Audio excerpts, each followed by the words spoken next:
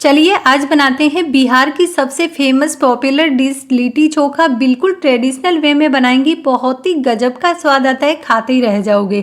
तो चलिए फटाफट इसे बनाना शुरू करते हैं। तो सबसे पहले हम लगाते हैं लिट्टी के लिए आटा। तो इसके लिए मैंने 2 कटोरी गेहूं के आटा लिया है, उसमें स्वाद अनुसार नमक, आधा चम्मच भुना हुआ जीरा और आधा चम्मच के करीब अजवाइन, मोइन के लिए 2 चम्मच रिफाइंड ऑयल ऐड किया है और सारी चीज़ों को आटे में अच्छे से मिक्स करना है।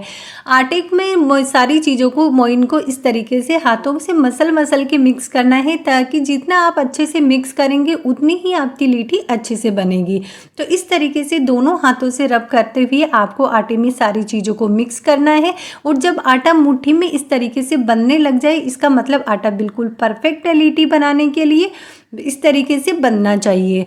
अब यहाँ हमने लिया है नॉर्मल पानी और थोड़ा थोड़ा पानी डालते हुए इसका सख्त सा आटा लगा के तैयार करना है। ज़्यादा सख्त भी नहीं लगाना है, जिस तरीके से हम पूरी का आटा लगाते हैं ठीक उसी तरीके से ये आटा लगा के तैयार करना है। आटे को बिल्कुल सॉफ्ट होना चाहिए, हल्का सा सख्त लगाना है लेकिन बिल्कुल सॉफ्ट होना चाहिए। तो इसी तरीके से हाथों से मदद से आपको आटे को बिल्कुल चिकना और सॉफ्ट कर लेना है। अब आटे को इकट्ठा कर देना है और ढक्कन लगा के सेट होने के लिए आधे घंटे के लिए रख देना है। तब तक हम लिट्टी के लिए फिलिंग तैयार करते हैं। तो इसके लिए मैंने लिया है भुने हुए चने का आटा।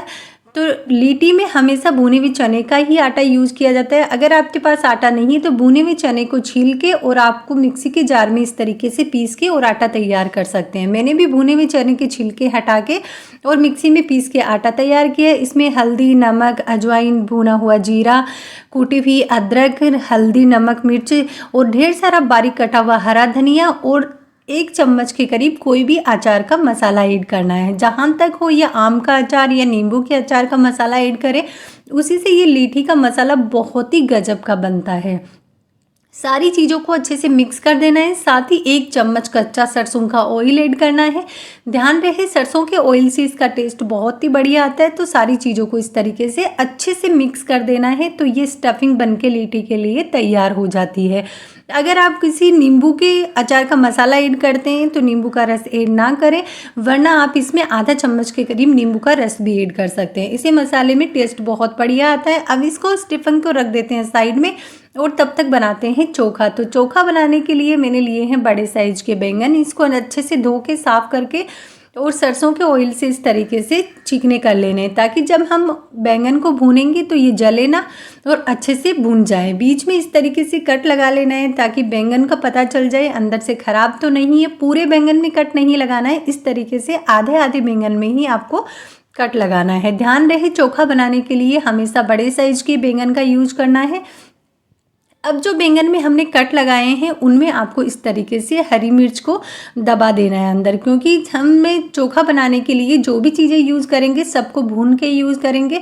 तो हरी मिर्च भी बैंगन के साथ अच्छे से भून जाएगी। तो मैंने गैस पे रख दी है जाली और जाली के इस तरीके से बैंगन को अच्छे से उलटते पलटते हुए दोनों साइड से भून लेना है। दूसरा बैंगन है, उसमें मैंने लहसुन की कलियों को इस तरीके से दबा दिया है और दोनों गैस पे इस तरीके से दोनों बैंगन को रख दिया है और उलट पलट के अच्छे से दोनों बैंगन को हमें भून लेना है, बिल्कुल सॉफ्ट होने तक। ध्यान रहे बैंगन अच्छे से, आप चाहे तो इसे अंगारों पे भी भून सकते हैं या किसी चूल्हे पे भी भून सकते हैं। बैंगन भून रहे हैं तब तक देखिए आटा भी अच्छे से सेट हो गया है। तो आटे को इस तरीके से फिर से एक बार चिकना कर लेना है। साथ साथ में आपको बैंगन को चेक करते रहना है, ताकि एक साइड से जले ना और साइड से पूरा अच्छे से भून जाए। तो अब इस तरीके से आटे की आपको छोटी छोटी सी लोई बना लेनी है। नॉर्मल रोटी की लोई बनाते हैं ठीक उसी तरीके से, और इस लोई को इस तरीके से कटोरी का शेप देना है। बेलना नहीं है, हाथ से कटोरी का शेप देके और 2 से 3 चम्मच के करीब जो हमने स्टफिंग तैयार की है भुने हुए चने की मसालों की, वो इसमें अच्छे से भर देनी है। जितना अच्छे से एक लोई में भरे उतनी आपको स्टफिंग भर के, और स्टफिंग को हाथों से इस तरीके से दबाते रहें और ऊपर से इस तरीके से आपको कवर कर देना है। ठीक उसी तरीके से जिस तरीके से हम मोमोज या कचौरी को पैक करते हैं, मोदक को, उसी तरीके से पैक कर देना। ऊपर जो एक्स्ट्रा आटा है उसको हटा के और इसको बिल्कुल अच्छे से कवर करके और इस तरीके से गोल शेप दे देना है। ध्यान रहे इसको अच्छे से कवर करना है, ताकि ये बेक करे उस टाइम ये खुले ना और जो स्टफिंग हो वो बाहर नहीं निकले। इसी तरीके से ठीक हमें सारी लिट्टी बना के तैयार कर लिए हैं, सारी लोइयाँ बना के। और देखिए 7 से 8 लीटी के हमने लोइयाँ बना के तैयार कर ली। इन्हें बाटी भी बोल सकते हैं या लीठी भी बोल सकते हैं। लीठी ये बिहार की सबसे पॉपुलर फेमस डिश है। जो जिस तरीके से राजस्थान में दाल बाटी चूरमा होता है, ठीक उसी तरीके से बिहार झारखंड की ये प्रसिद्ध डिश है लिट्टी चोखा। तो ये दिखने में अच्छी लगे इसलिए मैं इसे चम्मच से इस तरीके से डिजाइन बना रही हूँ। ये ऑप्शनल है, अगर आप कर सकते हैं तो ठीक है, वरना ऐसे भी इसे बेक कर सकते हैं। अब इसे आप बाटी कुकर में भी बेक कर सकते हैं या कढ़ाई में भी कर सकते हैं, लेकिन मैं माइक्रोवेव ओवन में कर रही हूँ।